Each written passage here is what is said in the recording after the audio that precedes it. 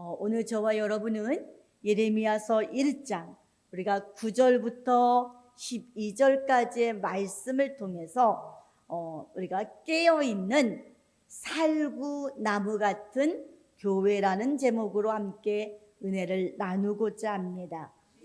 여러분, 오늘 보니까 본문에 하나님이 예레미야를 부르십니다. 그러면서 네가 뭐가 보이니? 그러니까 예레미야가 살구나무 가지가 보입니다 라고 얘기해요. 너 뭐가 보이니? 그러니까 뭐가 보인다고요? 살구나무 가지가 보입니다. 그랬더니 하시는 말씀이, 그래, 네가 본 것처럼 내가 너에게 전한 모든 것들을 내가 반드시 지켜 이룰 것이야 라고 말씀하고 있어요. 자, 우리가 이 내용만을 봤을 때 우리는, 여러분, 이 내용이 이해가 가요? 자, 제가 여러분에게 뭐가 보입니까? 그랬더니 여러분이 내 살구나무가 보여요. 그러니까 제가, 그래, 이게 살구나무 계신데 내가 한 말이 다 이루어질 거야. 내가 너한테 한 말을 네가 하면 다 이루어질 거야. 그럼 여러분 뭐라 그럴 거예요? 근데요, 하나님, 살구나무하고 그게 무슨 관계가 있는데요? 우리 이렇게 물어보지 않을까요? 그래서 오늘 이 본문에 나오는 살구나무를 우리가 알고 있는 그래서 식물성인 살구나무다라고만 보게 되면 뜬금이 없는 얘기예요. 여러분들, 내가 꼭 이를 이룰 것이다라는 이 말이 무엇일까? 그래서 우리는 또 성경에서 이 의미를 살피고 또 성경 전체에서 살구나무가 어떻게 또 기록되어 있는지를 살펴볼 것입니다. 그래야 그 뜻을 정확하게 알 수 있어서요.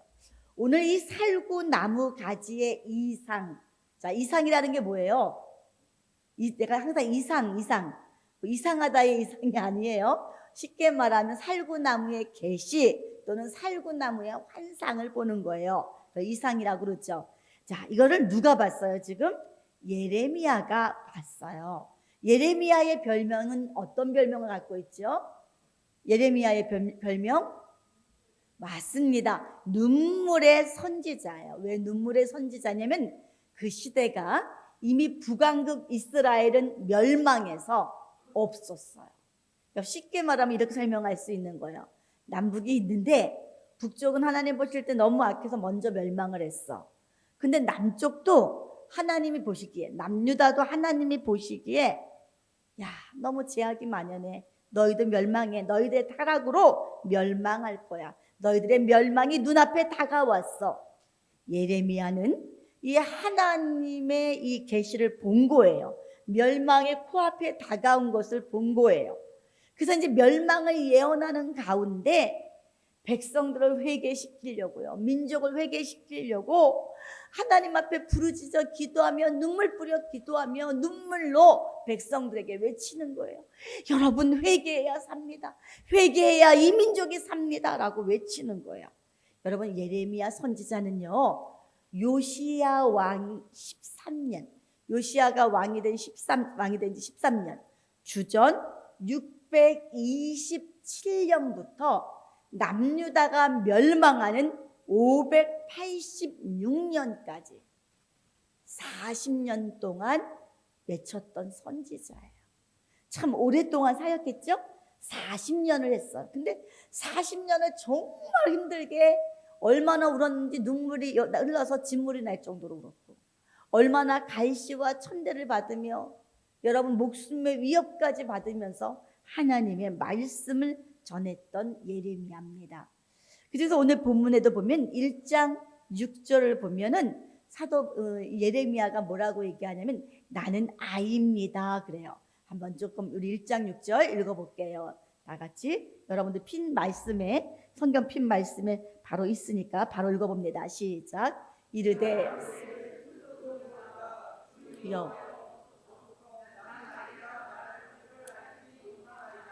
네, 예레미야가 하는 말이 나는 아이라 아직 말을 할 수 없습니다. 자, 여기서 아이라고 하는 것은 뭐 2-3살, 5살 이런 아이가 아니에요. 보통 성경에서 나는 아이입니다 라고 표현할 때 우리가 15세부터 또 어떤 분은 20세라고 보기도 합니다. 15세로 보기도 하고 부름을 받은 제사장으로서의 선지자로서의 사명을 감당할 수 있는 아마 이제 20세일 거라고도 봐요. 근데 여러분들 솔로몬도 자신을 아이라고 표현하잖아요. 나는 아이입니다. 말할 줄 알지 못합니다. 그랬더니 하나님이 야 아니야. 너는 이제 아이라고 하지 마. 내가 너를 복중에서 이미 택했어. 복중이라는 건 뭐예요? 네가 어머니 뱃속에 있을 때부터 내가 너를 택했고 내가 너를 사명자로 쓸 거야 하시는 말씀이, 그리고 내 말을 너의 입에다가 줄 텐데 그래서 네가 말한 대로 될 거야. 네가 말한 대로 열방이 뽑히고 열방이 파괴되고 파멸되고 넘어지고 그리고 다시 건설되고 그리고 심어지리라 하면 그대로 이루어질 거야. 이렇게 보여주신 계시가 뭐냐면 살구나무 계시입니다. 이 말한 대로 반드시 이루어질 거야 라고 하는 확증으로 보여준 게 뭐라고요? 살구나무예요. 여러분 이 살구나무가 우리가 아까도 얘기했지만 성경에 어떻게 쓰여 있는지, 성경엔 다 짝이 있잖아요. 어떻게 쓰여졌는지를 우리가 살펴볼 건데 일대지입니다. 일대지. 왜 많은 나무들 가운데 살구나무를 보여주셨을까? 여러분 푸른 그 나무들도 있잖아요. 잣나무도 있고요. 그렇죠? 여러분이 알다시피 많은 나무들이 있는데 왜 살구나무를 보여줬을까? 우리 다시 한번 아까 우리 예레미야서 1장 12절 말씀을 다시 한번 읽어보겠습니다. 다시 한번 읽어봅니다. 시작.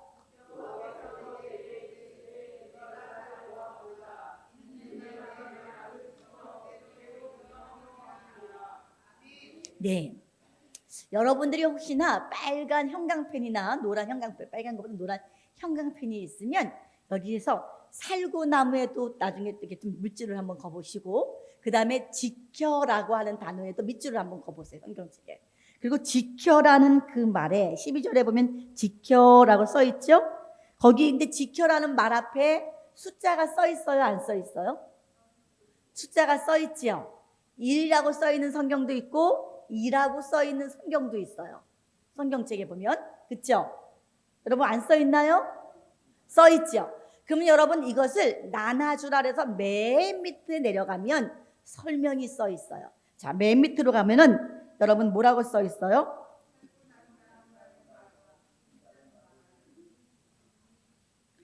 네, 여기 뭐라 하냐면 살구나무와 지키다라는 단어는 의미 비슷하대요.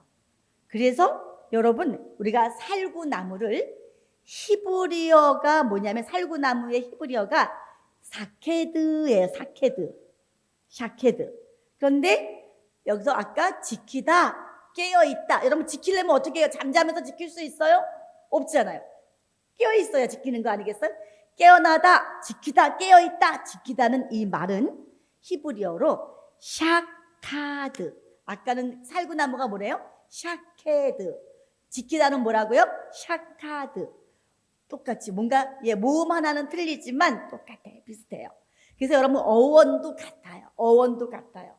그래서 여러분 우리가 본문에 볼 건데 더 쉽게 설명을 한번 할게요. 예를 들면 내가 어떤 사람한테, 내가 내 지인한테 그만 내가 말로 내 본인은 아닌데 그 뜻은 아닌데 그만 내가 실수를 했어. 범한 것 같아. 내가 좀 말을 잘못한 것 같은데 그건 내가 그런 의도는 아니었는데 말을 잘못한 것 같아. 그 사람이 좀 마음이 상했을 것 같아요. 내가 의도한 건 아닌데 그 사람 마음은 상했을 것 같아. 어쨌든 내 마음은 그게 아니었지만 결과가 그렇게 됐어. 마음이 찜찜해. 그런데 가서 내가 미안해요, 내가 잘못했어요 라고 얘기하기는 뭔가 또 겸연쩍은 거야.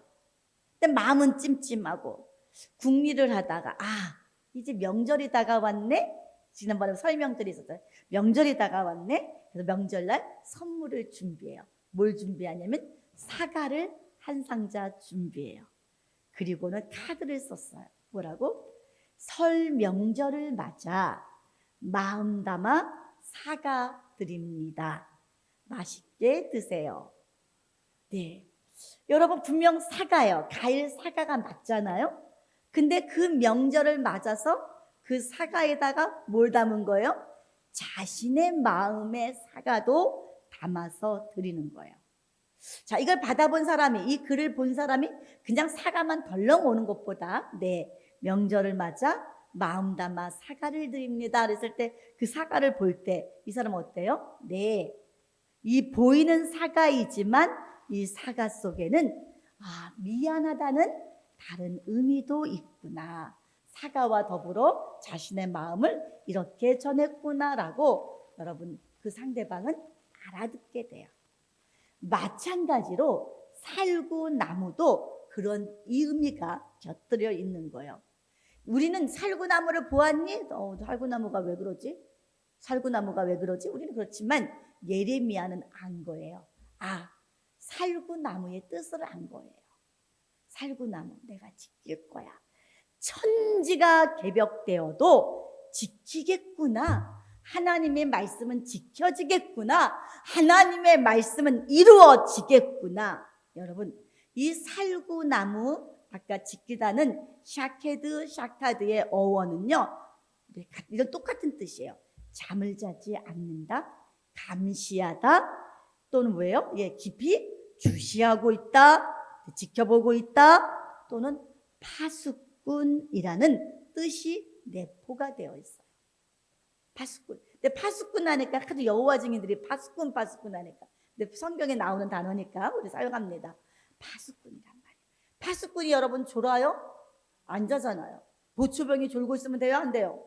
안 되잖아요. 그치? 안 자고 지키고 있어야 돼요. 자, 그래서 이 팔레스타인 지역에서는요, 살구나무가 봄이 되었을 때 가장 먼저 꽃을 피우고 그리고 열매를 맺는 게 살구나무랍니다.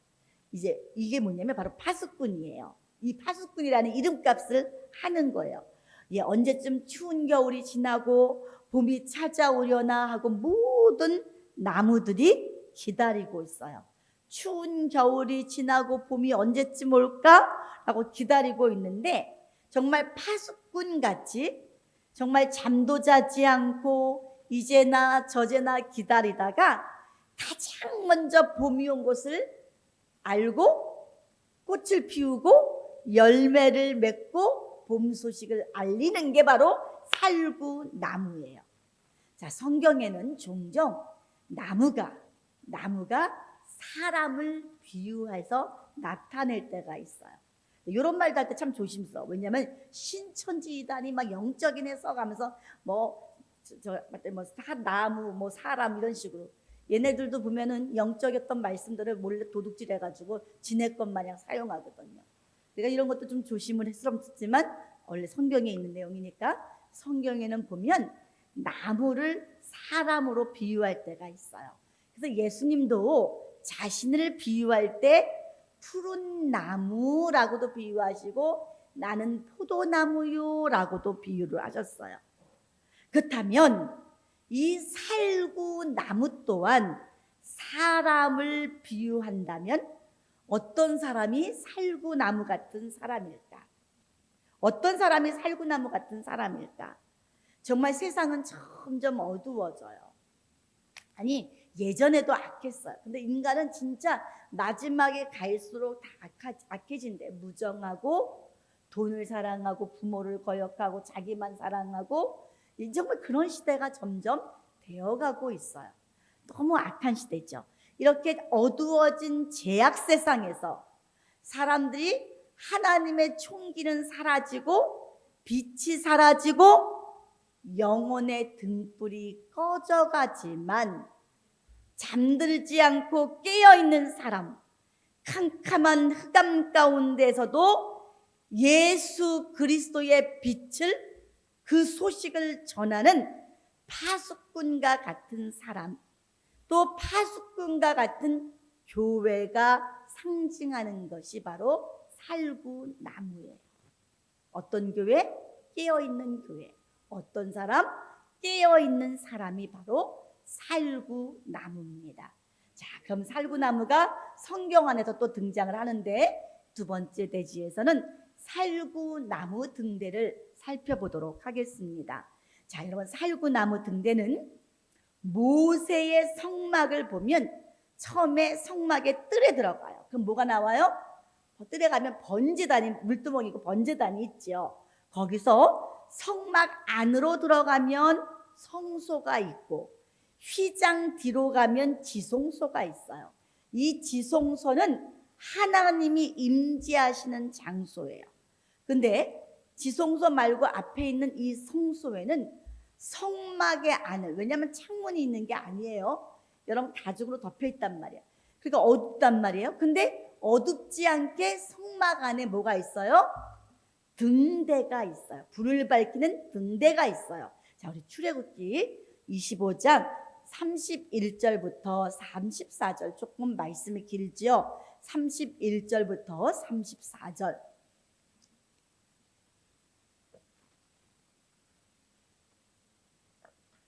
함께 읽어보도록 하겠습니다. 출애굽기 25장 31절부터 34절 함께 읽어봅니다. 시작. 너는 순금으로 등잔대를 쳐 만들되 그 밑판과 줄기와 잔과 꽃받침과 꽃을 한 덩어리로 연결하고 가지 6을 등잔대 곁에서 나오게 하되 다른 3가지는 이쪽으로 나오고 다른 3가지는 저쪽으로 나오게 하며 이쪽 가지에 살구꽃 형상의 잔색과 꽃받침의 꽃이 있게 하고 저쪽 가지에도 살구꽃 형상의 잔색과 꽃받침과 꽃이 있게 하여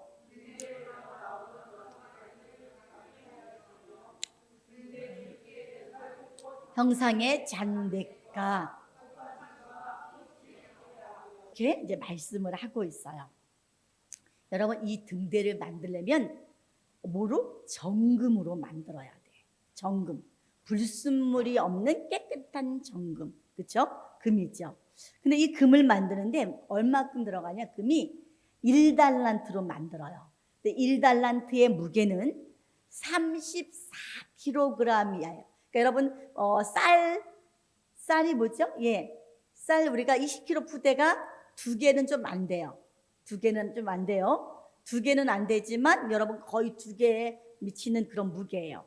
그런데 여러분들 이 등대가 지금 무슨 모양이라 그랬어요?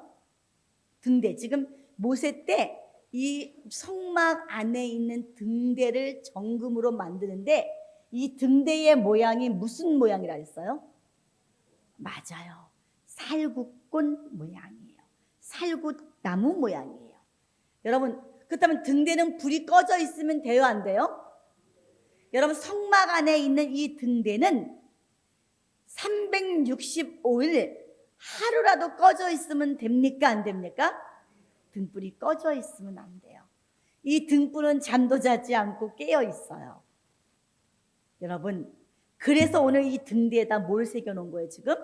살구꽃을 통해서 안 꺼지겠구나, 깨어 있구나, 지키고 있구나를 보여주는 거예요. 여러분, 1년 365일 동안 해가 뜨고 해가 지고 밖은 밝았다가 어두웠다가 할 수 있어요. 그러나 하나님의 성소만큼은 밤이 돼도 등대로 말미암아 어둡지가 않아요.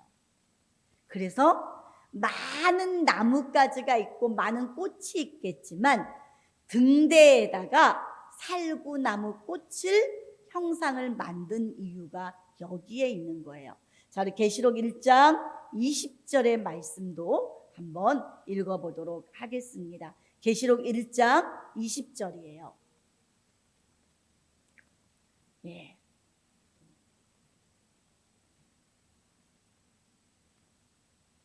계시록 1장 20절. 네, 다 찾으신 것 같아서 이제 읽어봅니다. 시작. 네가 본 것은 내 오른손에 7별의 비밀과 7 금촛대라. 7별은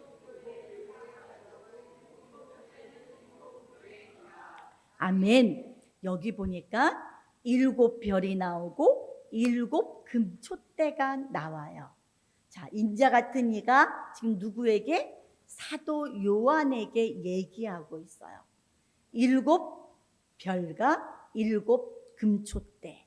근데 7 별은 뭐를 의미한다? 7 교회의 사자다 그랬어요. 7 교회의 사자. 그리고 7 촛대, 금촛대는 뭘 의미한대요? 7 교회예요. 자, 그런데 인자 같으니, 하나님의 아들과 같으니, 그가 오른손에 7 금촛대를 들고 있어요. 자, 이 7 금촛대가 어떤 모양일까요? 어떤 형상일까요? 오늘 여기에 무슨 형상이라고 써 있지는 않지만 구약에서의 흐름을 볼 때 우리는 유추해 볼 수 있어요. 살구꽃 모양의 촛대이겠구나. 근데 이 촛대는 꺼져요, 안 꺼져요? 안 꺼져요. 살구나무라고 했을 때는 깨어있는 사람, 깨어있는 교회예요. 정말 여러분, 세상이 어두운 가운데 있지만 독야 청청 깨어서 빛을 발하는 등대 같은 성도, 등대 같은 교회를 누가 붙잡고 계신 거예요? 인자, 예수님이 붙잡고 계시고 그를 통해 일하시는 거예요. 여러분, 예수님은요, 하나님은요, 불 꺼진 교회, 불 꺼진 성도 붙잡고 일 안 하십니다. 이 촛대만큼은 살구나무꽃, 이 촛대만큼은 365일 여러분 또 하루 24시간 내내 밤이 오나 그죠? 낮이 오나 어느 때든지 불이 안 꺼져 있어요. 그래야 인자가 늘 붙잡고 일할 수 있는 교회입니다. 이해 가시죠? 예수님이 지금 인자가 금촛대를 7 별을 붙잡고 있고 7 촛대를 갖고 있어요. 예수님의 손에 붙잡힌 7 금촛대가 되려면은 항상 깨어 있어야 돼요. 항상 켜져 있어야 돼요. 자, 쉽게 얘기하면 요즘 사람들은 몰라. 우리 어렸을 때는 참 전기도 약해서 정전이 정말 잘 됐어요. 그 집집마다 뭐가 있었어요? 항상 초가 있었어요. 그러나 정전이 되면 2가지가 있었어요. 정부에서 정전이 우리 동네가 다 전기가 나갔어요 할 때도 있지만 개인 각자의 집에 뭐가 끊어지면 옛날에 휴즈가 끊어지면 전기가 나가는 거야. 그러면 여러분 휴즈를 갈아 끼워야 돼. 휴즈를 갈아 끼우려면 뭐가 필요해요? 예, 후라시가 필요해. 불이 나가면 야 후라시 어디 있어? 후라시 줘봐, 후라시 줘봐. 그래서 후라시를 들고 어떻게 해요?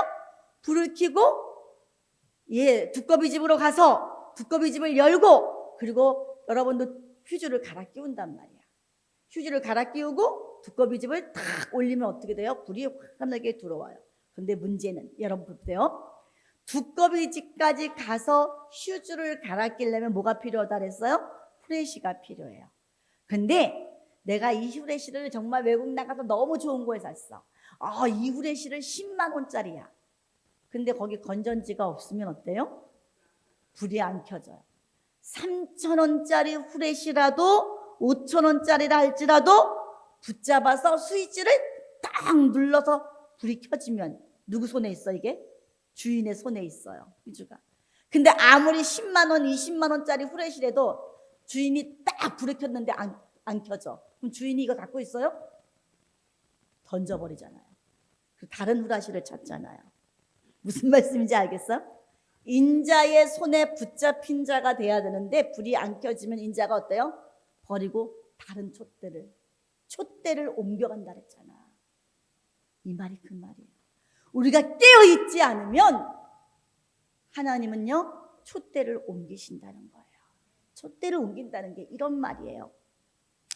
여러분 불 켜지는 그쵸? 예. 요즘 우리 그럴 거예요. 아유 요즘 같은 시대에 무슨 정전이 어디 있다고. 아유 얼마나 자주 있겠어. 그래서 여러분 내 안에 건전지가 다 된 것도 모르고 내 안에 속에 불이 다 꺼진 것도 모르고 살고 있다가 정작 주인이 와서 인자 같은 이가 오셔서 나를 붙잡고 눌렀는데 안 켜져. 자연스럽게 주인의 손에서 주인의 손이 다른 촛대로 옮겨가는 거예요. 여러분, 비싸고 싼 게 중요한 게 아니라 불이 켜지는 게 중요해요. 살구나무의 나무 같은 바로 이 후레쉬 같은 것이 바로 우리 성도 저와 여러분이 돼야 돼요. 주인이 붙잡고 눌렀을 때에 내가 여기 있나이다 주여 나를 써주소서 불이 들어오는 그런 성도. 여러분, 그렇지는 않겠지만 꿀 먹은 강아지 배를 꾹 누르면 꿀이 나온대요. 우리가 이제 그런 얘기를 하네. 꿀 먹은 강아지 배를 꾹 누르면 꿀이 나오듯이 주의 말씀을 먹은 성도들은 꾹 누르면 뭐가 나와야 돼요? 말씀이 터져 나와야 돼. 어디 가든지 말씀이 증거돼야 돼. 근데 말씀에 불이 안 붙어. 우리 성도들은 눌렀는데 말씀의 스위치가 안 켜져. 환하게 비춰지지가 않아. 그러나 우리 베델의 성도님들 살구나무 등대처럼 빛을 발하는 그러한 성도가 되기를, 또 우리 교회가 되기를 간절히 축원을 드립니다. 자, 벌써 세 번째 대지입니다. 세 번째 대지, 살구나무 등대가 되는 가정이에요. 자, 민수기 8장 4절 말씀을 또 한번 읽어보도록 할 겁니다. 민수기 8장 4절의 말씀입니다.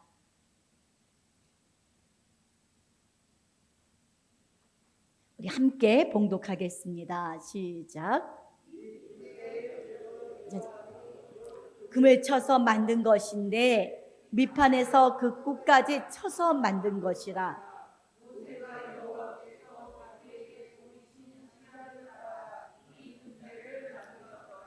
네, 이 등대의 기본 재료는 아까도 얘기했지만 불순물이 섞이지 않은 정금이에요.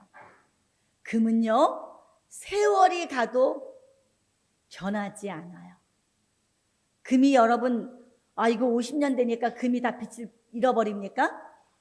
금은요, 살짝만 닦아줘도 또 빛이 반짝반짝 변하지가 않아요. 금은 변하지. 그래서 우리가 여러분들 정금 같은 믿음을 금으로 비유합니다. 변하지 않는 금을 가지고 등대를 만들어요. 근데 만드는 방법이 어떤 방법이냐? 이게 붙여서 만드는 게 아니에요. 자, 여기 있는 이 물건은 요걸 막 십자가 따로 만들고 요거 따로 만들고 요거 따로 만들어서 어떻게 해요? 다 연결 붙였어요. 그렇죠, 이 종은? 그런데 이 등대는 여러분 연결 붙여서 만드는 게 아니라 두드리고 그리고 불로 여러분 늘려서 불을 늘려서 치고 해서 만드는 게 바로 등대예요. 자, 그럼 우리가 등대의 여러분 모양이 어떻게 생겼는가 한번 보면서 제가 등대 모양을 드릴게요. 자, 여러분 등대 모양을 보시면서 등대가 어떻게 생겼는가. 자, 등대가 이렇게 생겼어요. 네, 금등대예요. 자, 여러분들 여기 보니까 맨 위에는 뭐가 있어요? 7등잔이 있어요. 예, 맨 위에 사진만 보여주시면 돼요. 7개의 등잔이 있어요. 근데 아까 이 등대를 만드는데 금이 몇 킬로가 들어간다 그랬어요? 34kg. 근데 여러분 우리가 생각하기에 저걸 우리는 어떻게 만들 것 같아요? 밑받침 만들고 가운데 기둥 만들고 옆에 거 하나씩 만들어서 붙일 것 같죠? 그러면 쉬울 것 같아요. 얼마나 쉽겠어 그렇게 만들면. 근데 꽃 모양이잖아. 꽃 모양, 살구꽃 모양으로 해놓고 살구꽃 받침을 만들고 했단 말이야.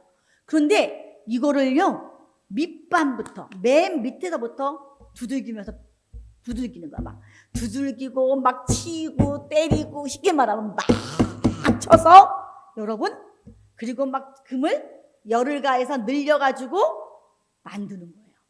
그리고서는 밑판부터 만들어서 기둥을 만들어서 올라가면서 오른쪽으로 뻗어가고 또 왼쪽으로 뻗어가고 조금 또 올라가서 또 오른쪽으로 뻗어가고 왼쪽으로 뻗어가고. 얼마나 힘들겠어 만드는데. 아니 그냥 제일 쉬운 방법은 뭐예요? 딱 이거 만들어가지고 붙이고 이쪽 거 만들어서 딱 붙이고 꽃잎 만들어서 딱 붙이면 얼마나 쉽겠어. 근데 얘네들은 끊어진 게 아니라 하나를 가지고 쭉 이어서 이렇게 만드는 거예요. 얼마나 힘들겠어요. 예. 이제 그림 다 보셨어요. 네, 이제 예. 이게 뭐냐면요. 이 금 등대를 만드는 과정은 뭐냐면 처음부터 끝까지 두들겨 때리는 거예요. 치는 거예요. 두드림을 당하고 얻어맞음을 당한 후에야 완성이 돼요. 그래야 막중한 사명, 깨어있는 그 불빛을 바라는 거예요. 골로새서 3장 16절에 보면은 너희가 하나님의 성전이라 그랬어요. 우리가 뭐라고요? 하나님의 성전이에요. 여기 우리가 모여있는 것도 성전이고요. 더 중요한 건 내가 하나님의 성전이야. 그런데 이 성전에 불이 꺼져 있으면 돼요? 안 돼요? 안 돼요. 잠언서 20장 27절을 보면은 사람의 영혼이 하나님의 등불이래요. 저와 여러분 이 영혼이 누구의 등불? 하나님의 등불이라. 그래서 우리가 성전이라고 한다면 우리 안에 이 영혼의 등불이 항상 밝혀져 있는, 불이 켜져 있는 등대가 되어야 돼요. 근데 여러분 우리 사람이 하나님의 등대인데 이놈의 등대가 기분에 따라 어느 날은 기분이 좀 제가 믿음이 최고죠. 할렐루야, 할렐루야, 아멘, 할렐루야. 행복해요. 그리고 막 믿음으로 살아야죠. 막 불을 켜는 것 같아. 근데 뭐가 조금 안 좋은 일이 있어. 그럼 어때요? 기분이 쫙 앉아서 몰라. 교회도 가기 싫고. 믿는 게 뭔지 몰라. 뭐 하나님 살아 계신 거야. 꺼져버려. 불이 여러분 화내야 되는데 바람만 불면 훅 꺼져버려. 여러분 인생 바람 잘 날이 있어요? 없어요. 인생에 바람 잘 날이 없어. 계속 바람 분단 말이에요. 그때마다 왔다 갔다 하면 하나님이 이 등대 붙잡고 일하시겠어요? 맨날 말씀을 줘도 또 꺼지는데, 여러분 귀한 하나님의 말씀을 줘도 또 꺼뜨리는데 이 등대 붙잡고 일하시겠냐고요. 여러분 사도행전 14장 22절을 보면 이런 말씀이 있어요. 한번 또 읽어봅니다. 사도행전 14장 22절이에요. 읽어보도록 합니다.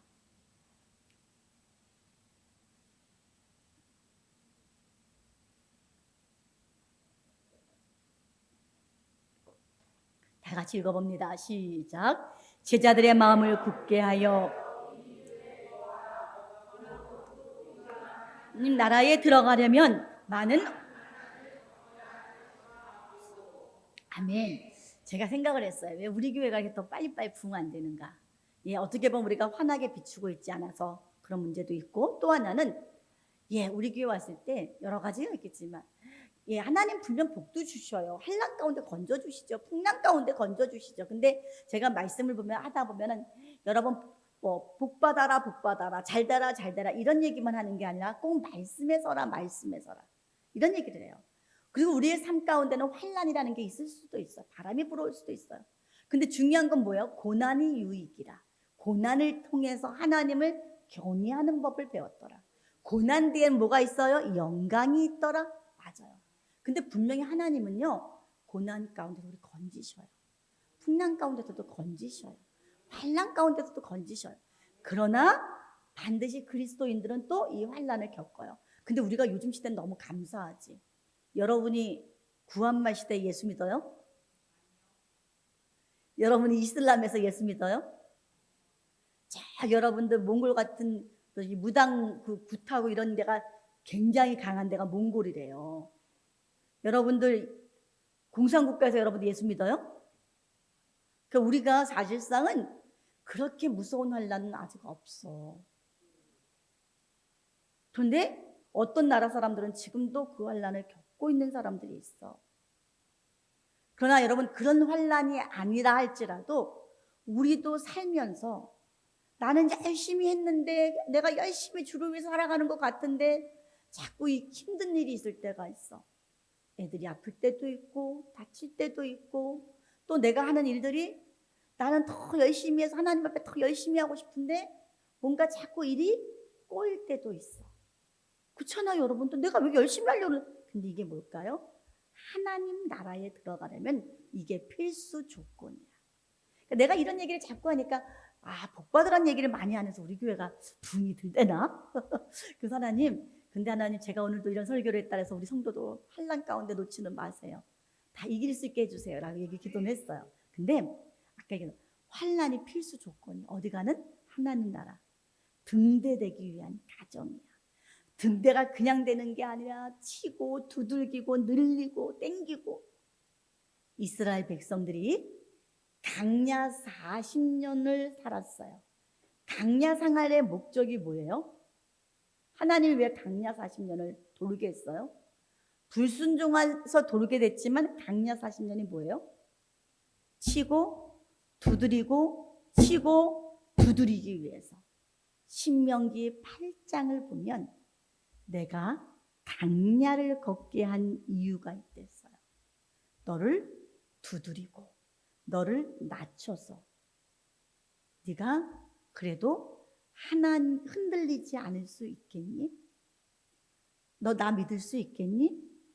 네가 걸어가는데 막 이렇게 막 흔들리는 일들이 시험이 있을 거야. 그래도 나 믿을래? 너 줄일 수도 있어. 쫄쫄쫄쫄쫄쫄 굶게도 할 거야. 먹고 살기 힘들게도 할 거야. 그럼에도 불구하고 너 나 믿을 수 있겠니? 너 말씀 안 떠나고 지킬 수 있겠니? 말씀의 등불이 살아있나 없나를 보겠다는 거예요. 제가 오늘 이 말씀 준비하면서도 하나님 그래도 우리 성도들 이 시험을 너무 주지 마세요. 혹시 겪고 있는 지체가 있다면 빨리빨리 통과하게 해주세요. 제가 인간적인 마음에도 이렇게 기도를 해요. 근데 여러분, 예, 하나님은요 우리가 사는 목적이 떡이 아니라 여호와의 입에서 나오는 말씀으로 산다고 고백하는 이 고백을 듣고 싶으세요. 근데 이 고백이 그냥 나오는 게 아니야. 여러분 많은 어려움을 겪었지만 나는 말씀대로 살겠습니다. 바로 그런 인물이 바로 또 누가 있었어요? 욥이 있었어요. 여러분 동방의 최고의 부자였던 욥은 하루아침에 전 재산을 잃어버렸어요. 근데 재산만 잃으면 그래도 낫지. 귀하디 귀한 10명의 자녀를 한순간에 다 잃었어요. 근데 그 10명의 자녀가 그럼 그냥 좀 한순간에 그냥 어떻게 그냥 좀 자연스럽게 죽으면 좋을 텐데 여러분이 알다시피 지붕이 무너져서 다 깔려서 죽었어요. 우리 여기까지만 생각을 했었는데 한번 생각해 보세요. 욥이 죽은 자녀들의 시신을 그 깔려있는 시신을 거둘 때에 멀쩡한 시신이 있었겠어요? 팔이 잘려나가기도 하고 다리가 잘려나가기도 했을 거고 머리가 깨지기도 했을 거고 처참한 모습의 10자녀의 시신을 거두는 욥은 한마디도 하나님께 불평하지 않았어요. 주시니도 하나님이시오 거두시는 또 하나님이십니다. 심지어는 사랑하는 반쪽 아내까지도 지겨워 네가 믿는 하나님 지겹다 지겨워 욕이나 하고 네가 믿는 하나님 욕이나 하고 죽어버려라 하고 집을 나가버립니다. 마음이 얼마나 무너질까요? 욥은 온몸에 악창이 나서 여러분 뭐 기와장으로 피가 나도록 긁어야지만 얼마나 힘든 시간들이었을까요? 근데 욥의 속에 있는 등불은 꺼졌을까요? 안 꺼졌을까요? 안 꺼졌어요. 욥은 살구나무 등대였어요. 절대 꺼지지 않는 등대였어요. 그래서 하나님은 욥이 이 시험을 겪고 났을 때 갑절의 축복을 주셨어요. 여기까지 우리가 가야 된다는 거죠. 여기까지. 저는 갑자기 욥을 그냥 10명의 아들 죽고 자녀가 죽었대라고만 생각을 했는데 그 시신을 바라보는 욥의 마음이 얼마나 무너졌을까. 근데 욥은 깨어있는 살구나무 등대였습니다. 이제 결론을 맺겠습니다. 민수기 16장에 보면 고라 자손들이 모세와 아론을 거스리면서 반역하는 사건이 있습니다. 예. 자, 고라도 레위 지파예요. 여러분 어떻게 보면 모세와 아론을 볼 때 사촌지간이라고 할 수 있어요. 사촌지간 같은 레위 지파요. 근데 가만히 레위지파가 보니까 아론 대사장은 자기뿐 아니라 아들들도 그렇고 뭘 입었어요? 화려한 옷을 입었어. 막 쉽게 말하면 똑같은 성도나 목사나 똑같은데 말이야. 목사는 막 가운 입고 나온단 말이야. 똑같아. 대제사장이 막 멋진 옷을 입었는데 가슴에는 12보석이 박힌 것을 입고 모자도 그냥 큰 터번 같은 모자를 쓰고, 그리고 뭐예요? 얼마나 멋져 보이는지 몰라. 레위지파는 자기네들은 뭐 하고 있어요? 제사장, 아론의 아들 제사장들, 아론인 대제사장의 수발을 들면서 온갖 허드렛 일만 도맡아서 하고 있는데, 가만히 보니까는 나도 저거 할 수 있는데, 나도 제사장 할 수 있는데, 나도 대제사장 노릇 할 수 있는데, 왜 아론만, 왜 너희 아들들만 하고 드러나서 쉽게 말하면 일어난 거야. 쿠데타를 일으키는 거야. 그리고 하는 말이 뭐야? 야, 모든 백성이 하나님 앞에 거룩하거늘 어째서 너희만 높은 자리에 앉아서 제사장 노릇하는 거야? 모든 백성이 하나님 앞에 다 거룩하잖아. 너만 거룩하니? 우리도 거룩해. 왜 네가 그 자리에 독점하고서 네가 뭔데? 네가 우리보다 나은 게 뭐가 있다고 네가 왕같이 그러고 있어.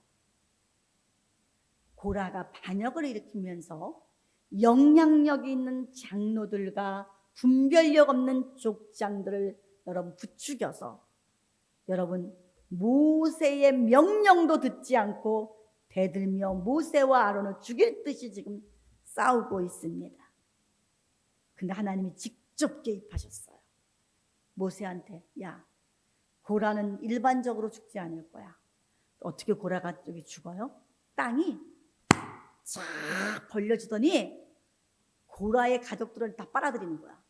고라의 가족들이 땅속으로 다 빨려 들어가니까 이 땅이 어떻게 돼요? 다시 딱 합쳐지는 거야. 그대로 잡아먹어버렸어, 땅.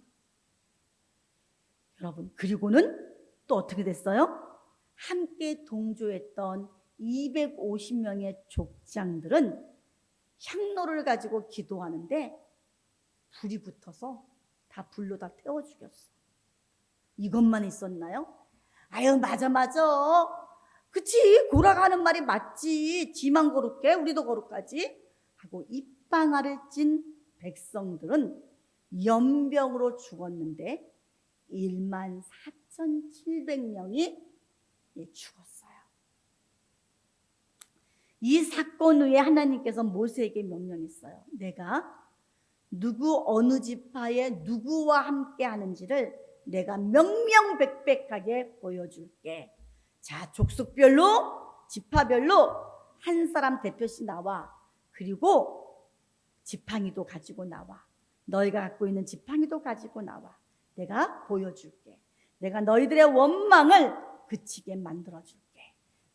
자, 우리 민수기 17장 6절부터 8절의 말씀을 한번 읽어보도록 하겠습니다. 민수기 17장, 아까는 16장에 관한 설명들을 했고요. 이제 17장을 읽어봅니다. 민수기 17장 6절과 8절입니다. 6절부터 8절 시작.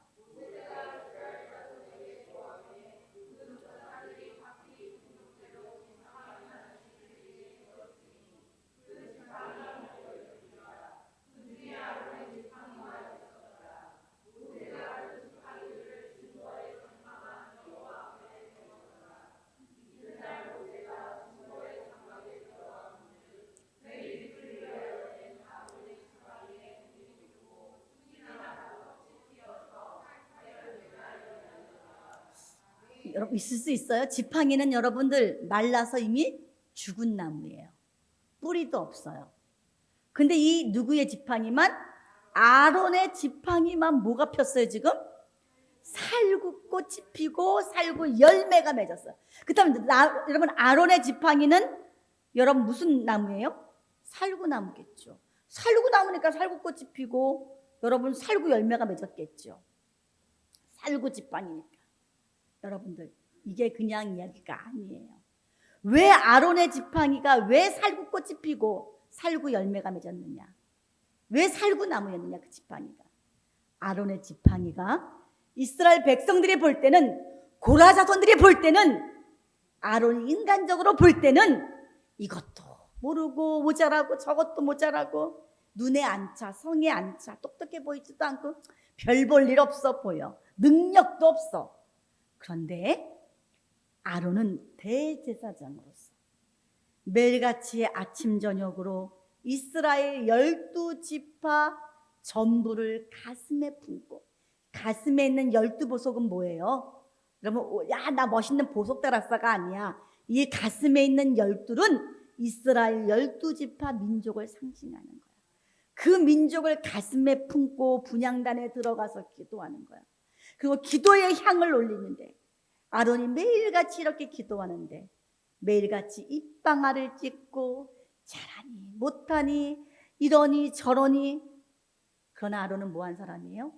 입방아를 찢는 그들을 위해서 늘 깨어서 기도하는 게 아론이에요.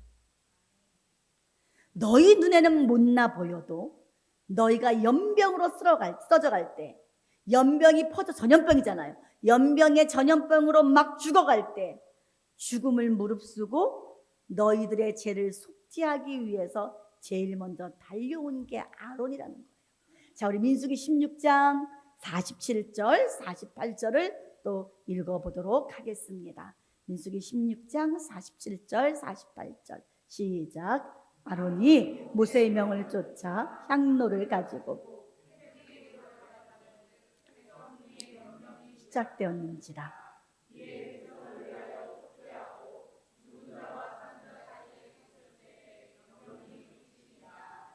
네, 모세가 명을 했어요. 그렇지만 여러분 생각해 보세요. 여러분들 조금 전까지만 해도 모세 이놈, 아론 이놈, 네, 쉽게 말하면 이놈의 새끼, 저놈의 새끼 막 욕했을 거 아니에요? 삿대질하고. 예? 인간 감정으로 볼 때는 아유 냅둬요, 죽게 냅둬, 아유 죽으라 죽어, 그래, 잘됐다, 그 고소하다, 이럴 수 있어요, 사람들은요. 그런데 여러분, 아론에게 빨리 달려가서 백성들을 위해서 속죄하라 그랬어요. 여러분들, 그러면 여러분 그럴 거예요. 나 갔다가 병을 물면 어떡해요? 전염병인데. 요즘 말로 말하면 마스크가 있어요. 근데 그런 거 생각할 겨를도 없이 백성을 살리겠다는 그 생각 하나만 가지고, 왜?